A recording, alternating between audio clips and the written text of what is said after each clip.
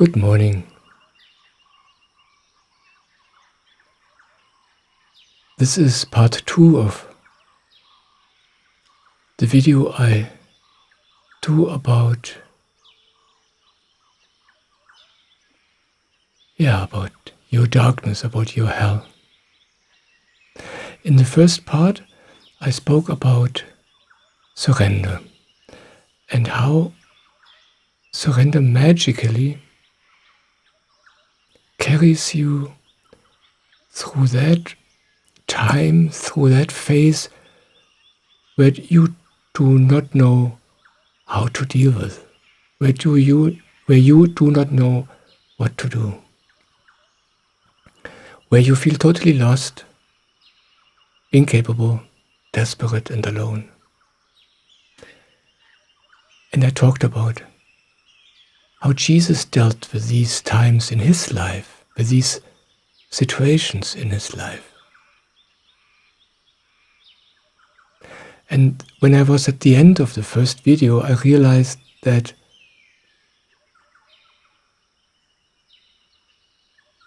you might say, well, this is all nice and good and true, but I cannot do this. It's like I heard somebody say, that's exactly the problem. I do not have this surrender. I do not have this trust. At least this is what you believe.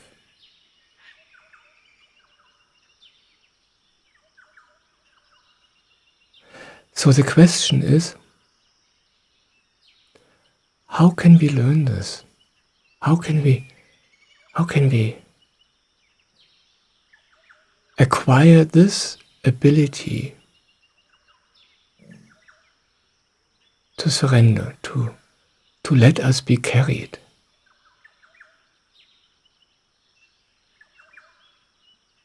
It's like we have a double knot. On the one hand, we find ourselves in a situation where it is clear that we cannot handle it. When you are in what I call in your hell, in your darkness.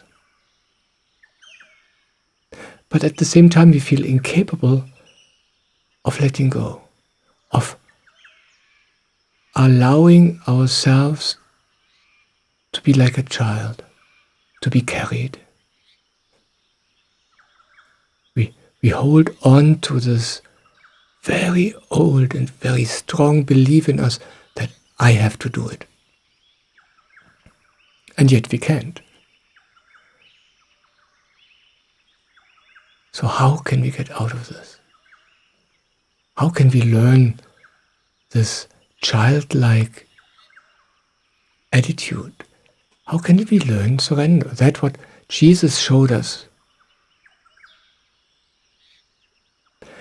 In my first video about this, I said one sentence. I said, surrender is impossible.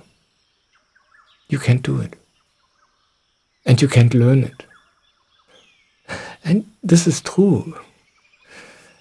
You can't read a book about surrender and then you read, that's how it works.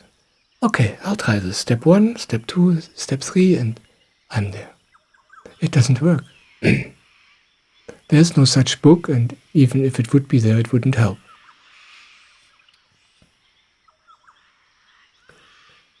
Surrender is not something somebody can explain to you, and then you copy it, and then you do it. It's like an inner quality, an inner attitude which develops but can't be done. Yeah, maybe now you say, exactly this is the problem. I can't do this. You're right. It's like this.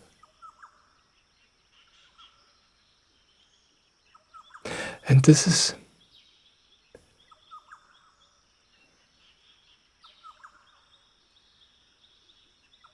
where the Samarpan meditation comes in.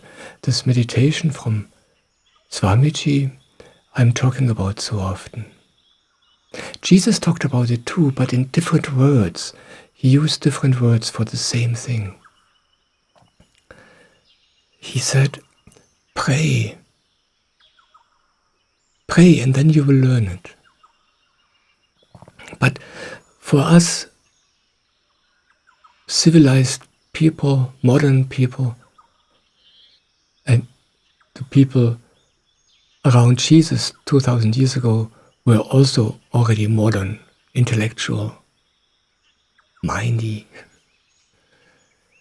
For us modern people, prayer is something with words. It's almost intellectual. But this is not what Jesus said.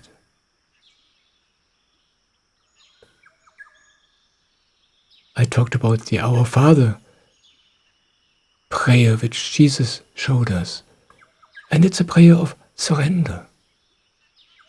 And he said, when you pray like this, then you will learn surrender.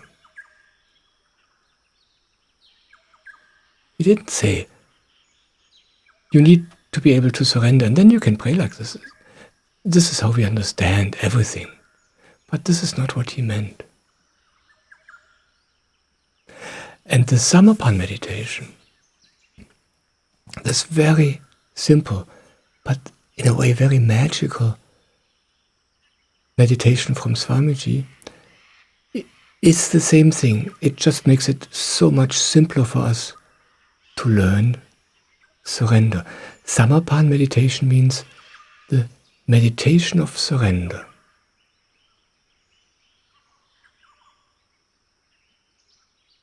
And we have a big misunderstanding around this, around meditation, and also about this meditation. It is not like you have to be able to surrender yourself, to trust somebody or something, and then you can meditate like this. No. This meditation is what will teach you surrender. This meditation you do when you don't know how to surrender. And just by doing this meditation regularly, every morning, you do this every day, every week, every month, year by year. And surrender comes to you. You don't know where it comes from. But surrender starts to happening in you, for you. But we misunderstand. I hear many people say, I can't meditate like this. I can't surrender. I don't know how to do this right. And this is the misunderstanding.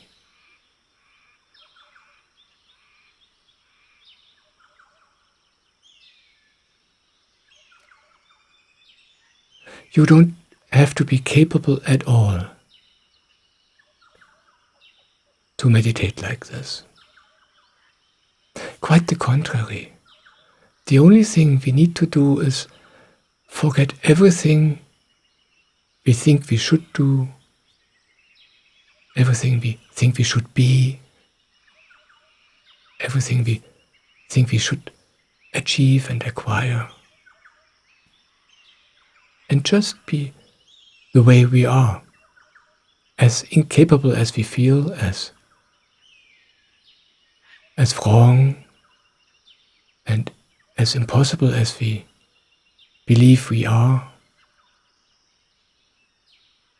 And like this, you sit down and you meditate.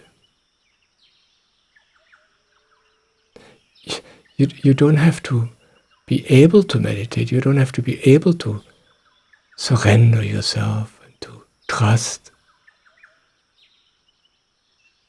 No. You meditate like this because you can do these things. Because this is how it will be given to you.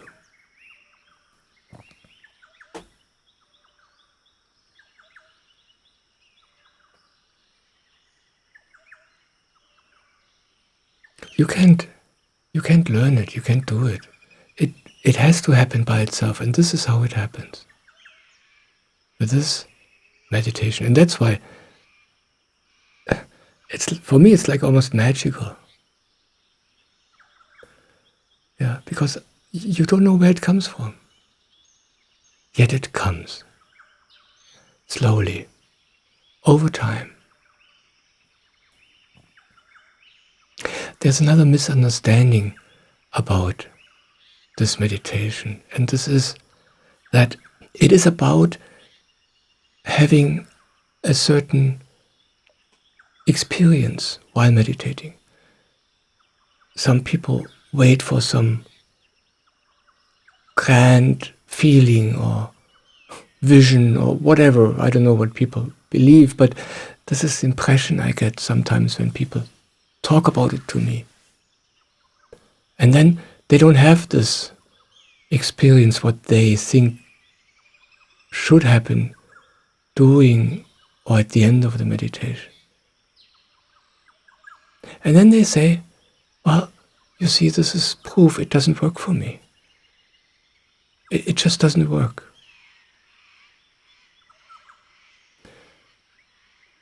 The meditation is not about having a certain experience. You don't meditate to have a nice experience at the end, or some revelation, or some grand, deep insight. You don't sit down to meditate to feel heavenly connected or godlike at the end. This is all not true. This is all has nothing to do with Samarpan meditation.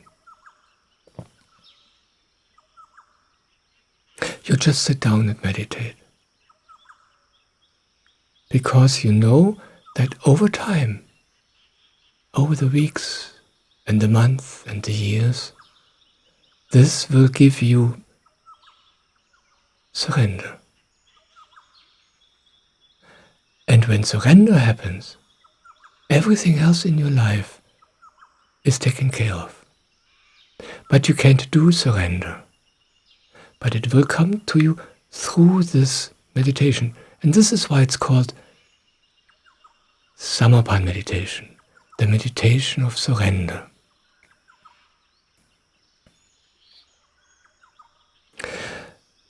The way this meditation is being done is very simple. I won't explain everything, and I shouldn't. There's an introduction for this meditation, which you can do every week on Monday evenings. On my website, you find the information about this.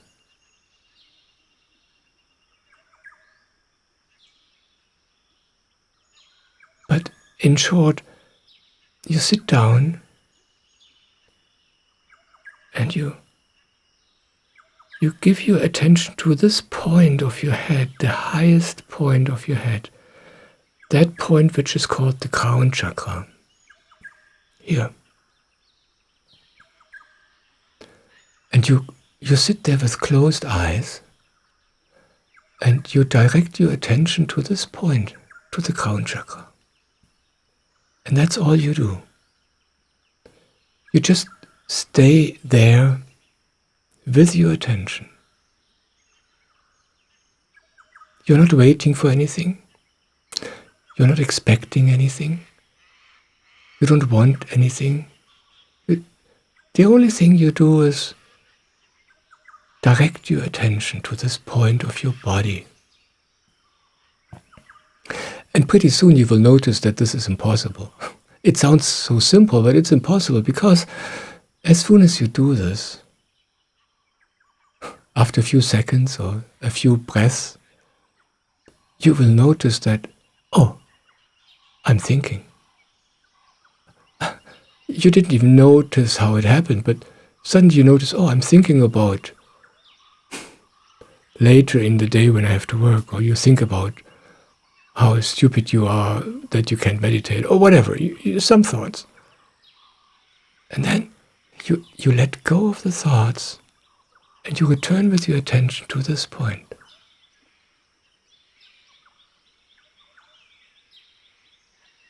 And then this happens again. It's not that it stops. No, it happens again. You rest with your attention on the crown of your head, and before you know it, you got caught by the next thought.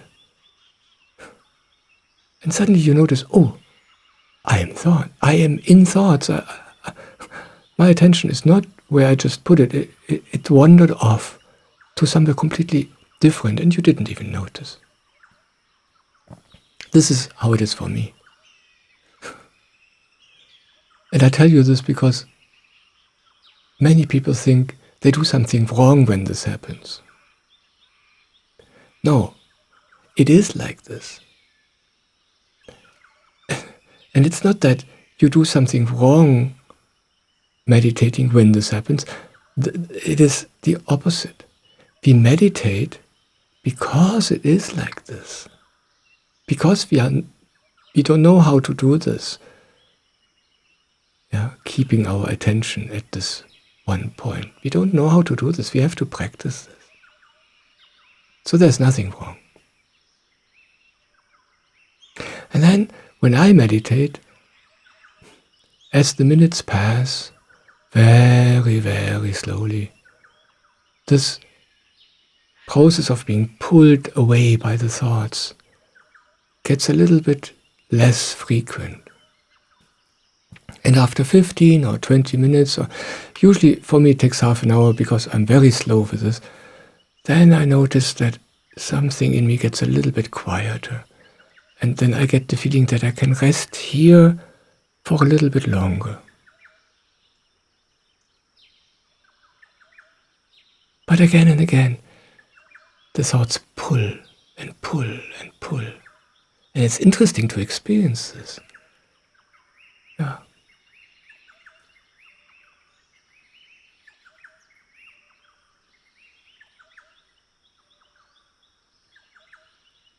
And that's all you do. You don't have to come to a specific point where you say, okay, now I reached this point, now I meditated enough, or now I meditated good enough, now I can stop. No. It is about practicing just this one step, returning your attention to this point. And you will notice that, it sounds so simple when I say, you are caught in a thought, and you just let go of the thought, and you return with your attention to where you want to put it, to the crown chakra. You will notice that these thoughts are like magnetic. They don't want you to pull your attention away from them. They make themselves feel important, meaningful. It feels almost like when you don't give this thought attention, you do something wrong. It feels like you're irresponsible because you dare to not think about this, whatever it is. And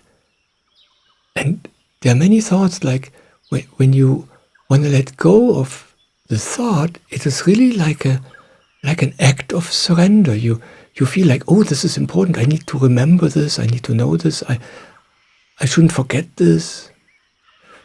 And letting go of this thought anyway feels wrong, irresponsible. And then to do this, letting go of the thought, this is an act of surrender. Yeah, you ignore the important world. Yeah, this is the thoughts, the important world. And you just rest here. This is surrender. And you practice this one step over and over again.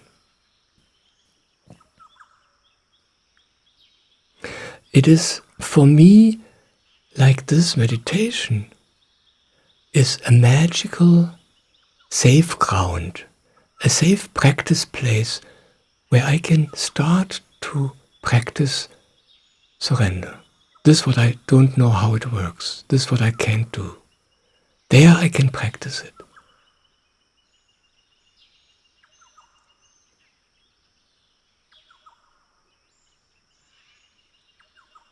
And it is not that you do this meditation once you know how to surrender. No, this meditation is your playground. And I use this word because it is really like for children. You play with surrender. You don't know how it works. But there's this playground, this sandbox, and you just sit there and you play with it. It's not serious. Yeah. And then you let go of the thought. And you notice how amazingly impossible it feels. But you do it anyway somehow, and you return with your attention here. And then the next thought comes, and then you practice the same step again. And with each thought or feeling or, it's all different things. Whatever comes to you and pulls on your attention. It can be a thought, it can be a feeling, it can feel like a urgency or a dream or whatever. Something important, something meaningful. You practice this letting go of it, this ignoring it, this surrender to hear.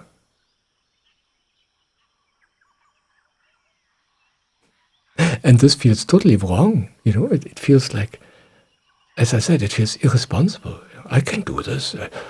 All these important things I have to take care of, and if I don't do this, my life will break apart. This is how it sounds sometimes up there in the head. Yeah. And it feels very serious, very important.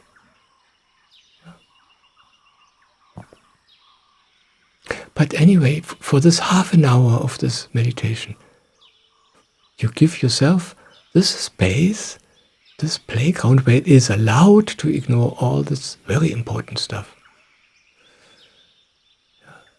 And you just rest here, as good as you can.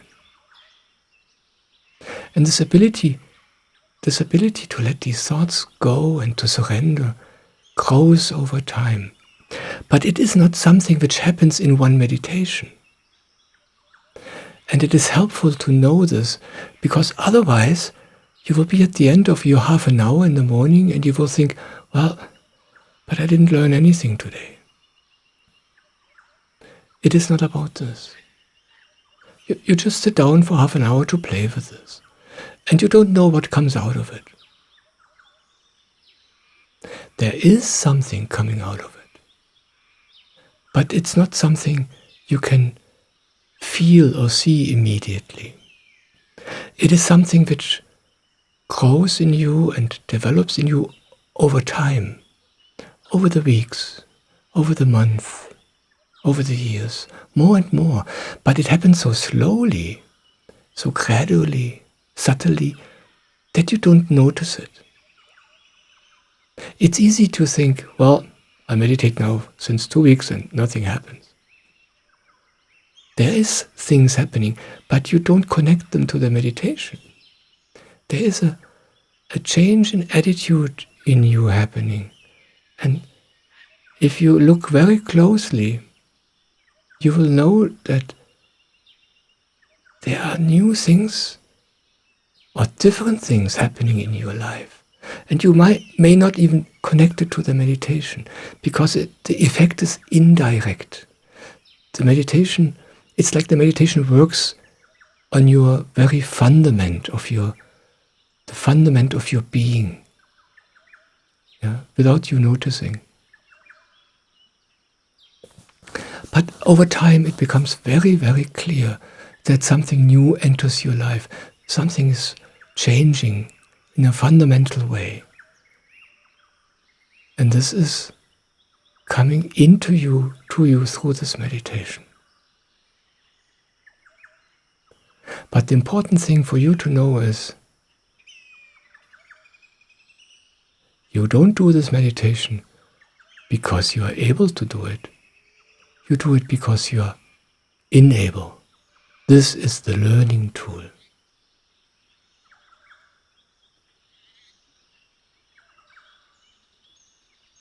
And learning for us human beings is, on the one hand, something totally natural. Children learn all the time.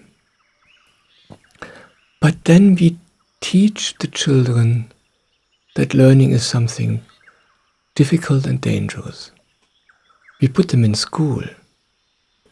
And in school, they have to learn something. They hear something, usually in a way which is totally contradictory to easy learning, very intellectual. And then, after a very short time, they have to prove that they learned it. And now they are capable of doing it. And if they fail, they get bad marks, or they're being punished, and they feel bad.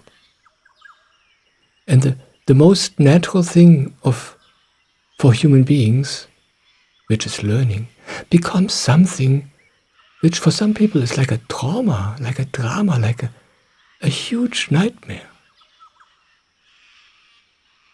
And I know people who, when they feel that they can't do something, they're totally paralyzed. They're so scared. They immediately have the feeling, oh, I should be able to do this, but I can't. And they're totally blocked. They're in panic. Because that's what they learned as children. Yeah. The school should be a place where you can go because you don't know, because you can't do something. And that's where you learn it, slowly, slowly, in your own time, playfully. And there are schools like this, but they're very rare. Most schools are different. And because of this experience we have as children, there are many people, they come to the Samarpan meditation and they hear how it works, but there is this very strong feeling of, I can do this and I will never learn this, and this is why I can't do this. Not me, I can't do this.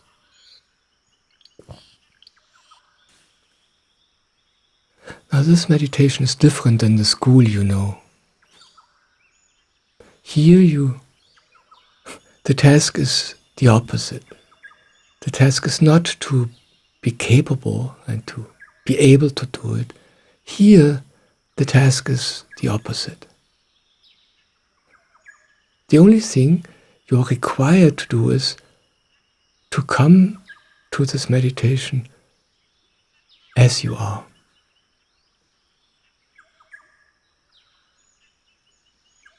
Just as you are.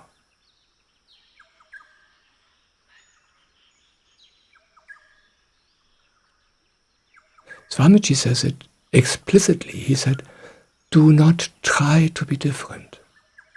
Just meditate. Meditate the way you are. Don't try to be different. This is not the point. This meditation is your safe place where you are allowed, where you are required to just be the way you are. Nothing else. And this is also a practice of surrender. Yeah. Where else in your life do you allow yourself to be the way you are?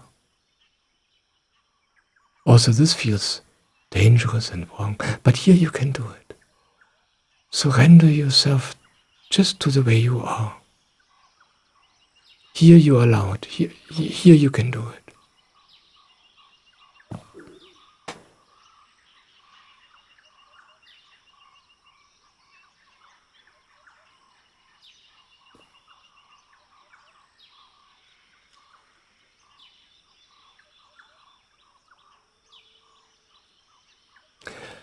Jesus was talking about this meditation too, by the way. He just used different words. Jesus was talking about prayer. He said, the only thing you need to do is pray. For us modern people, prayer is words, something we say. But this is not prayer. Prayer is an inner attitude. Like in the first video, I told you how children deal with difficulties, with their desperation, with their hell. They surrender to Mama. That's an attitude. This is prayer. This, I can do it. You do it.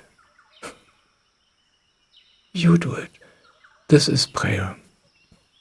And this is how Jesus teaches us.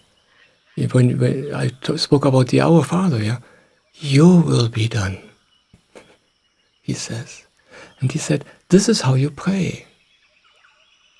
Yeah, basically, with the words which were available at that time, the word meditation didn't exist for the people around Jesus. He said, this is how you meditate.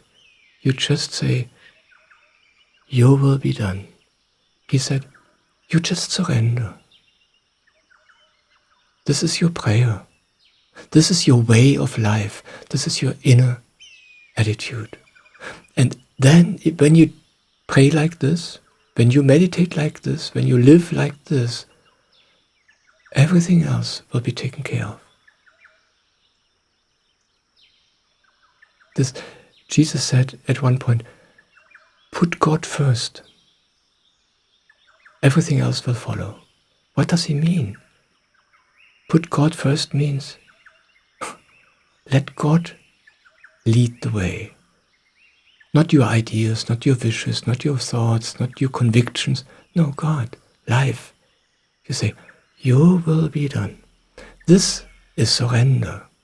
Jesus was talking about surrender when he taught us how to pray.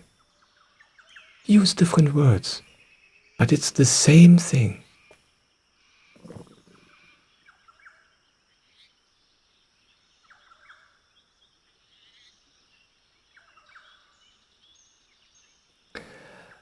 This meditation we learned from Swamiji, the Samarpan Meditation, adds something to it which makes it so magical and so easy, and I briefly want to touch this too.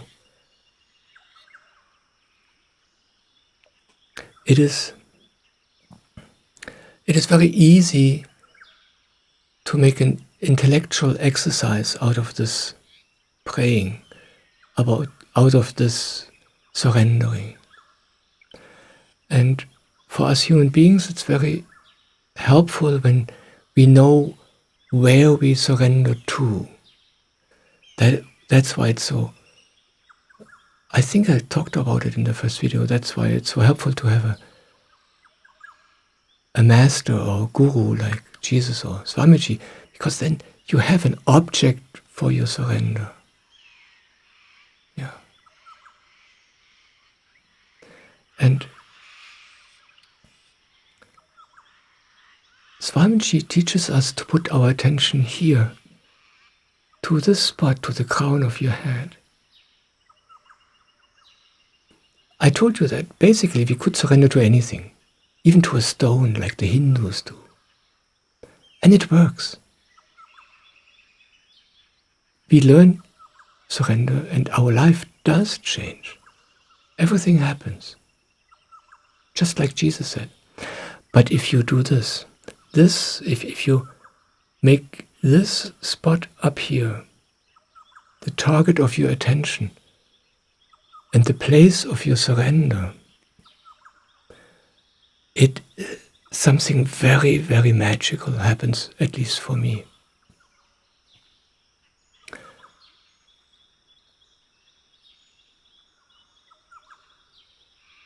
Over time, while I'm meditating, I begin to develop a sense for something which I perceive up here.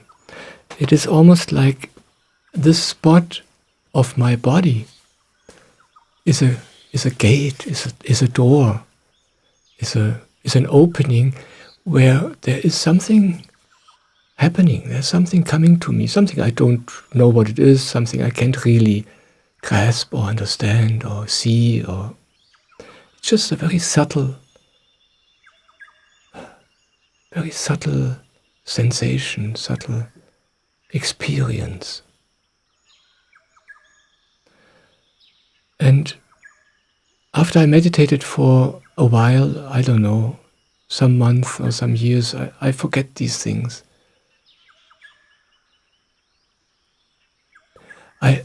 I had the clear feeling that when I meditate and when I rest with my attention there, I'm connected with something.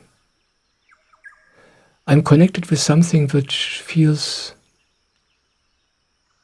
just feels very good, as if this is the source of my energy, the source of my being.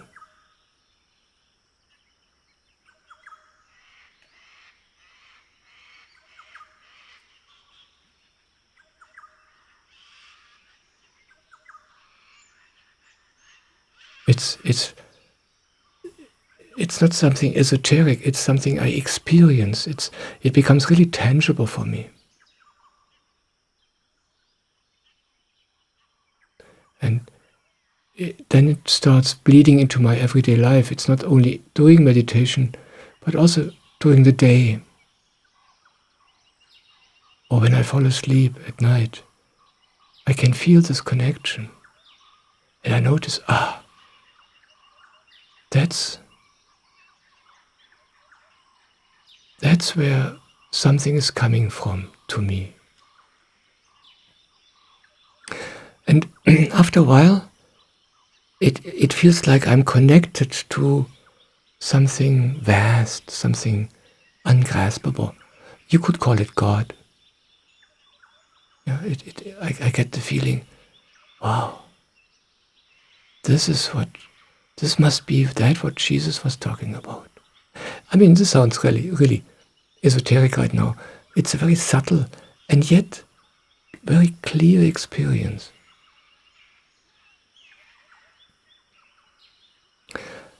And then later, after I was doing this meditation for longer time, for more years, I came to the point where it feels like, wow, that's where Swamiji is. I meet Swamiji there. That's where he is. That's where my guru is. Also, this sounds a little strange to you, maybe, but I'm talking about a tangible experience which begins to happen, which feels normal, natural, quiet.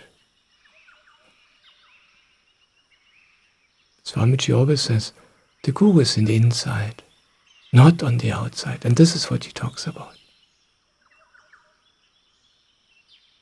And just a while ago, a few months ago, I had a very interesting experience. I was sitting in meditation and my attention was resting on the crown. And there was this point where I got this impression, this experience, wow. This is me, what I perceive there. This is me.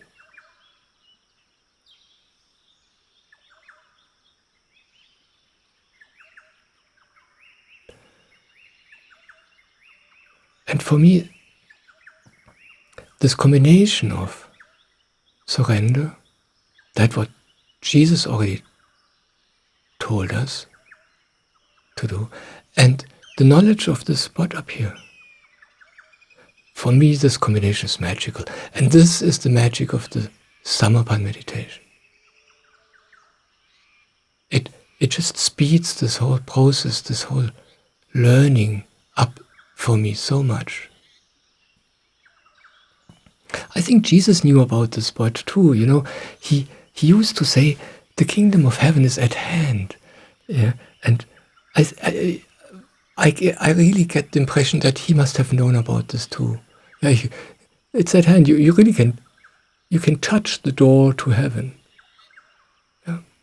But my guess is that people just had no clue what he was actually talking about. They thought he's talking about some image, but he meant it like this. And in the old Buddhist statues, you can see that these Buddhas sitting there, they have on their head, they have these, the top of their head has some stuff on it. And there's they made this spot something special there too, but they didn't talk about it. Almost as if it's a huge, old, ancient secret. And now the secret is coming to us. And it makes everything so easy. So simple.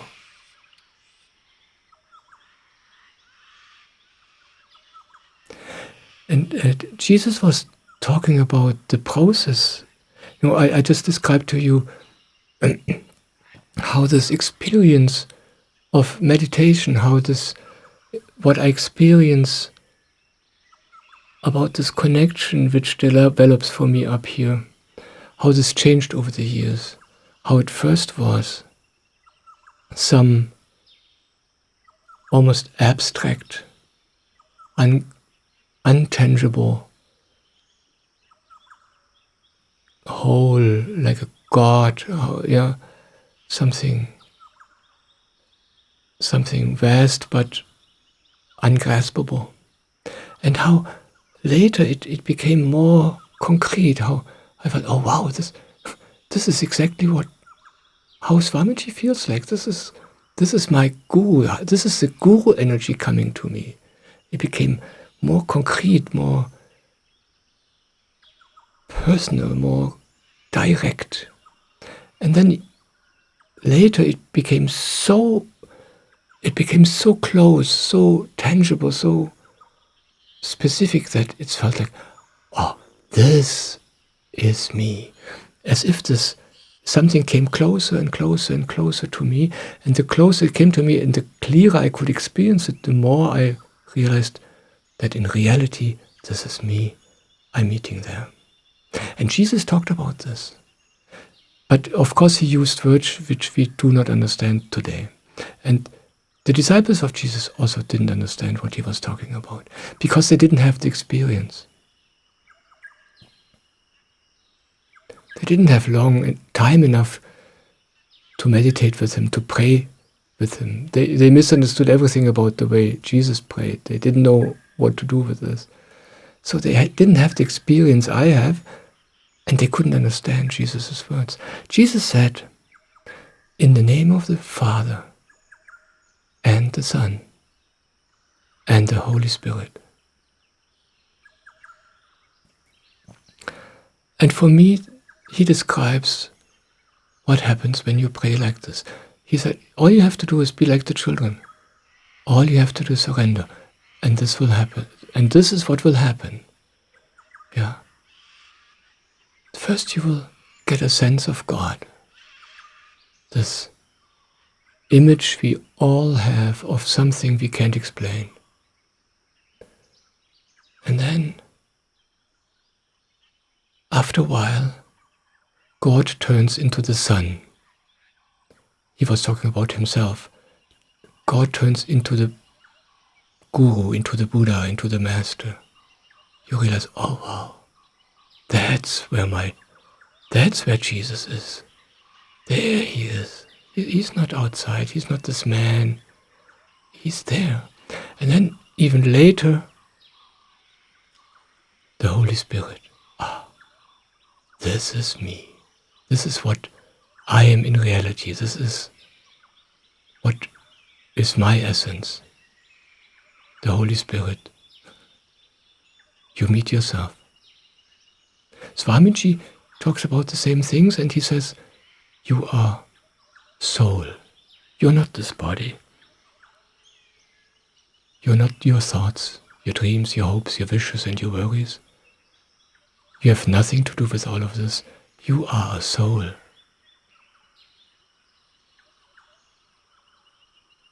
It's the same thing.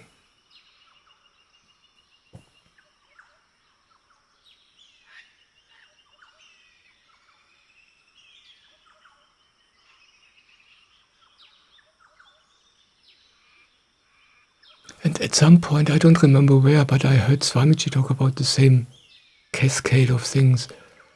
He said first we feel Paramatma there, but then the Guru becomes Paramatma for us. It becomes more concrete. The Guru becomes our focus of experience. And then when you go on, you meet yourself. He uses the words, you become your own Guru. You notice, that which guides me here, which I feel, which I experience, this is not even my Guru, this is me. And then all separation disappears. Yeah. And that's the magic of the surrender, In the beginning you think, okay, you surrender to God or to some Guru, and at the end, you meet yourself. And this is not an intellectual exercise. This is existential. This is something you experience yourself over time. But it all happens by itself. And the only thing we do is meditate and we just practice the surrender. The whole rest happens by itself.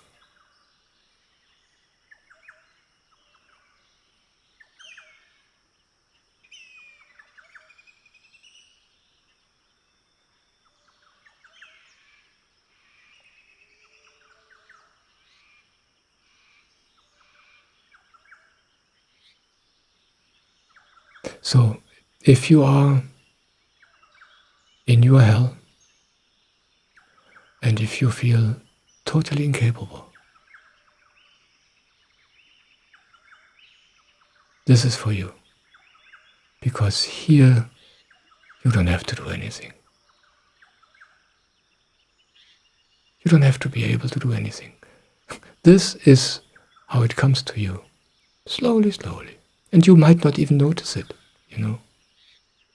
It happens by itself. I know people who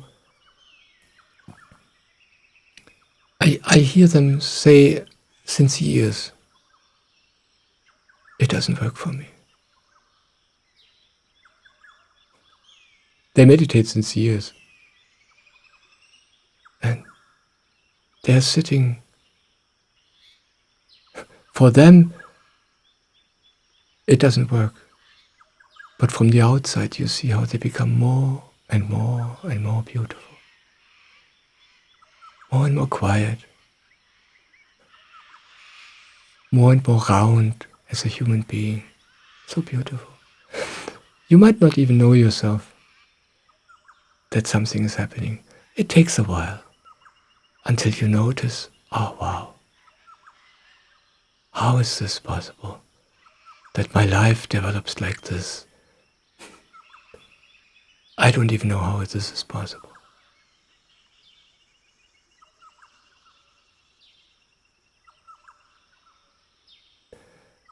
That's why I find it helpful to not look for an outcome, to not look for results, to not look for proof that you do it right. You meditate and you just forget everything else.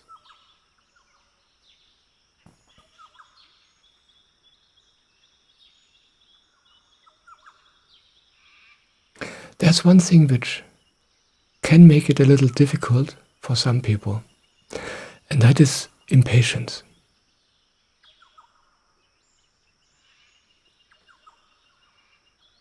When you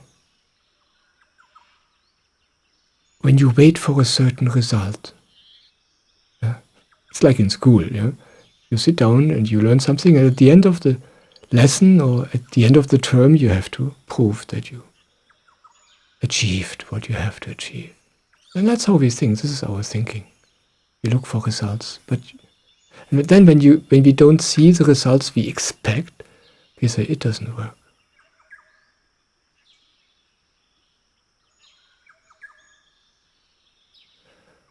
There's this beautiful story about two of Buddha's disciples.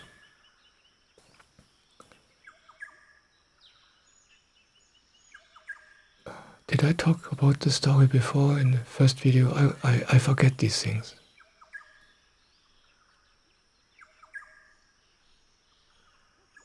I guess I did. Did I talk about this? I really forget what I was talking about. I don't know what I will talk about when I start a video. And at the end, I don't know what I talked about. And I don't know how this is possible. Yeah.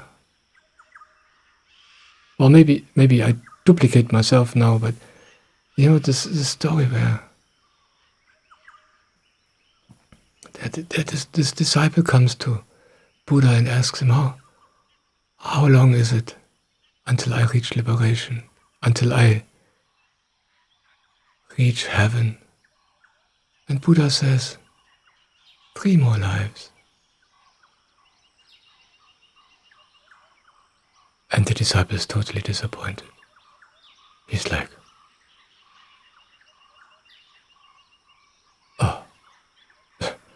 I don't like this. This is too long. I leave. I quit. And he goes away and he forgets everything. And he returns to his worldly life. And a while later, another disciple comes to Buddha. And this disciple says, Master, please tell me, how long is it until I will reach liberation?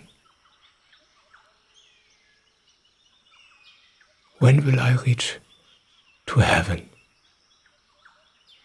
And Buddha was sitting under the Bodhi tree, a huge, majestic tree, with not only thousands, I guess millions of leaves.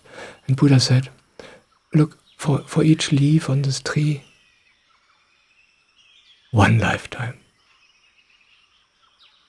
And this disciple, upon hearing this, he got up and he danced. And he said, what? Only that many lives? You mean I will really reach, I will really achieve liberation? It will really be given to me? Wow, what a grace. And he started dancing. And the story goes that in that moment, a great wind came, and the wind blew all the leaves off the tree. And when the last leaf fell on the ground, the disciple achieved liberation. Now that I told the story again, I'm pretty sure that I told you the story in the first video, but it doesn't hurt to repeat it, because the only thing which can be difficult with this meditation is impatience. The only difficulty with this meditation is that it's so easy, because you don't have to do anything. You don't have to be capable of anything. And Swamiji says this is the only problem with this meditation. It's so easy that you might overlook the results and that you get impatient. Yeah. But other than that, it's so easy. It's such a blessing.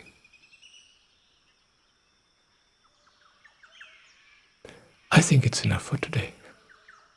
I could talk about this meditation and my experience about it forever, but I guess I will have to do many more videos. Yeah, I want to. It is my heart wish that normal people who feel unspiritual, who feel not connected to spiritual things, or let alone to gurus or anything like this, and also people who feel just incapable and caught in their hell, that they get a taste of what's possible, that they get a taste that exactly for you this is being made. Yeah, this is for you. exactly for people like you, not for the cool people, not for the capable people. They are not interested in stuff like this. They are busy being capable and successful. No, this is for you. Now I stop. Thank you for being here. I love you so much. Thank you.